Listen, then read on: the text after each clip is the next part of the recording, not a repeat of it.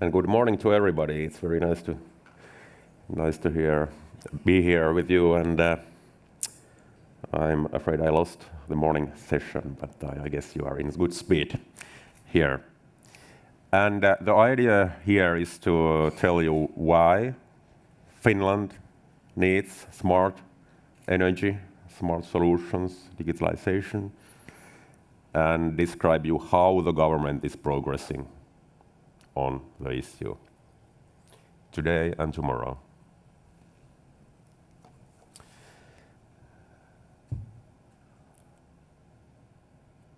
Okay. Yeah.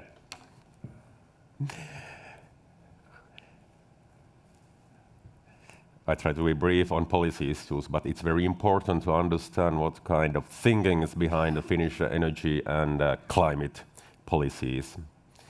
And you can't talk about energy policy alone or climate policy alone. They are all bound together. But looking at the electricity market and electricity demand, we are a country with high seasonality. We have big differences in demand during wintertime, during summertime. The situation in electricity production is such that hardly anybody is investing in new production. All this means that we need smart solutions for creating flexible demand, also flexible production, of course. So there's a high demand for smart solutions based on high quality ICT and so on. We have a brand new energy and climate strategy in Finland. It's looking towards 2030. It's very much market oriented. We trust on markets to solve the challenges. We don't count on regulation. Regulation is something that enables things.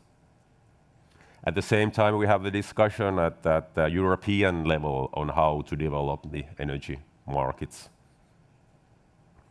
Our answer is that well-functioning markets are the best way to go forward. We have to be ready for volatile prices so that price signals are strong enough to promote investments in right kind of demand, flexibility, right kind of production capacity. Yes, we are very used to working in the regional context, in Nordic context, now in a Nordic-Baltic context, and for the future it's more and more a European context, a European market.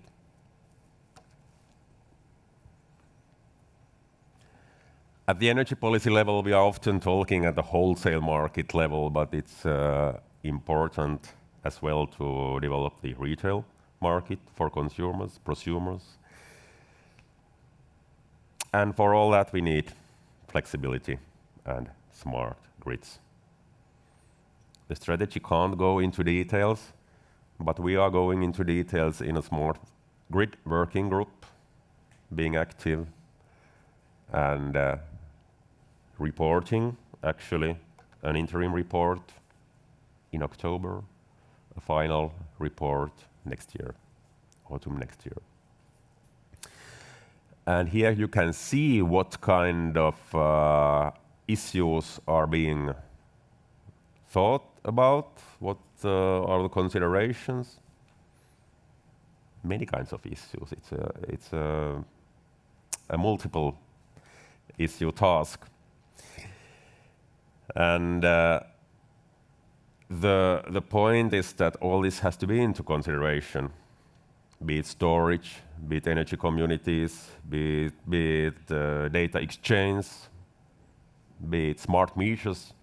We have a very high coverage of smart meters in Finland. In practice, it's like 100%. Well, I was in Beijing last week and I heard in China they have 460 million smart meters. Somebody else is acting as well, but I think we are world leaders in that front. And at the same time, cybersecurity has to be taken into consideration. Here's our vision for 2025. So there are many dimensions you have to take into consideration from a customer perspective, from electricity market actors' perspective, from technological and innovative perspective, and what's my job from the societies, from the state's perspective. For me, the most important thing is to keep lights on in Finland. There's task enough, but there are many other dimensions in this work.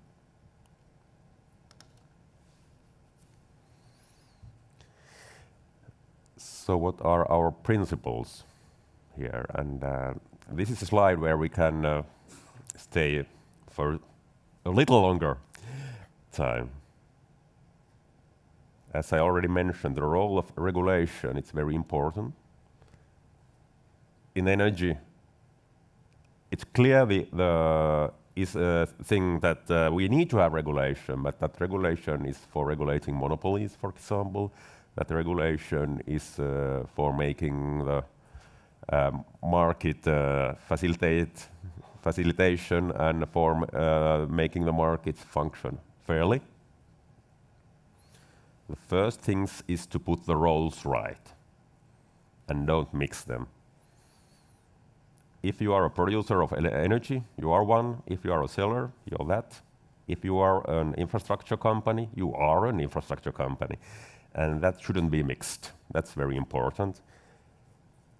For example, in order to avoid cross-subsidization between those activities and make the market work as effectively as possible.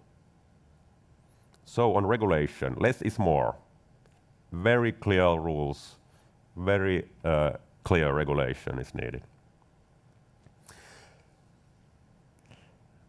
Regarding the flexibility and smart grids, for example, it's very important that there's no unnecessary red tape, licensing, whatever. Low barriers are the key. And fair play. If you are in the same business, you need to have the same rules. That's quite evident. And specifically looking at the electricity sector, so this distribution system operator's role is, in my thinking and in the government's thinking, basically limited to providing a platform for flexibility, putting smart meters to people's homes and so on. And it's actually the service providers in the smart markets which should be the source of innovation. So public sector has a role. It's facilitating, enabling, but markets, businesses, they have to take care of the actual business. The title of my presentation was on enabling legislation, and I had some difficulties here because the idea is that we don't put any hinders there into the legislation. So that's what we mean by enabling legislation. And already at the wholesale market level, we have a very liberalized market, as I mentioned. It's Nordic plus Baltic at the moment. As mentioned, overall smart meter coverage is very, very high. So that's what's going on. Something similar will be happening in the gas market. We are opening the markets. There will be a competition when a Baltic connector between Estonia and Finland will be in operation by 2020.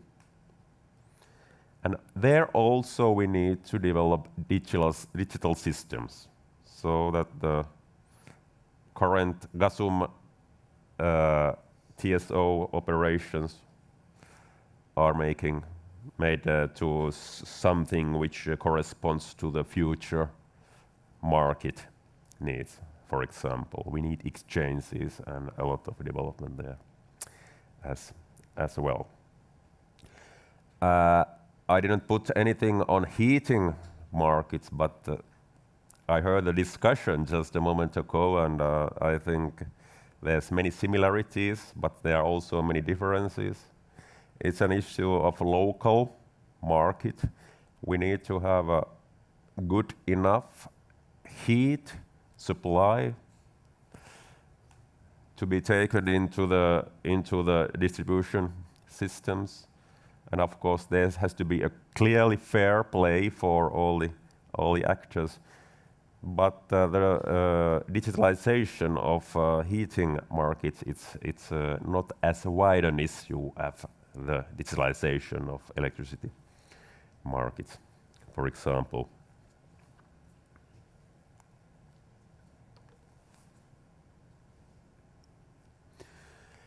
There's a project going on and led by our transmission system operator Fingrid, and that project is creating a national data hub for the exchange of information for electricity retail market, and it's progressing well. We are very happy about that, and the government was active in launching this project, and it's an example on how we want to create a playing field where the data exchange is efficient and where everybody has the same kinds of possibilities for acting.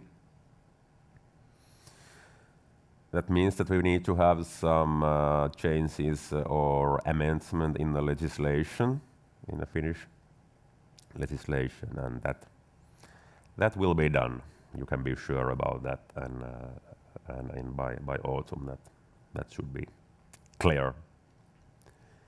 If there's a need to put some further legislation on data protection, so that will be done, but we are still assessing the situation. I think for this audience, it's not necessary to underline the importance of cyber security. In Finland, we are more focusing on the cyber security of the energy systems as a whole. In a modern society, we have two things which have to work. It's energy and communications. And they interact, and that really has to be taken care of. In some countries, the issue is the privacy of citizens and individuals. I don't know. I think an average Finn doesn't care if somebody knows when he puts his sauna oven on or something like that. That's not the big issue here in Finnish discussion. And my final slide on a more general issue, artificial intelligence.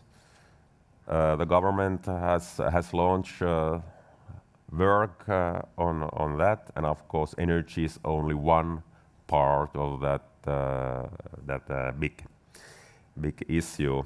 But I would say a leading part also here in Finland, and there's work going on, and as energy sector, we are very happy to be part of that. Thank you.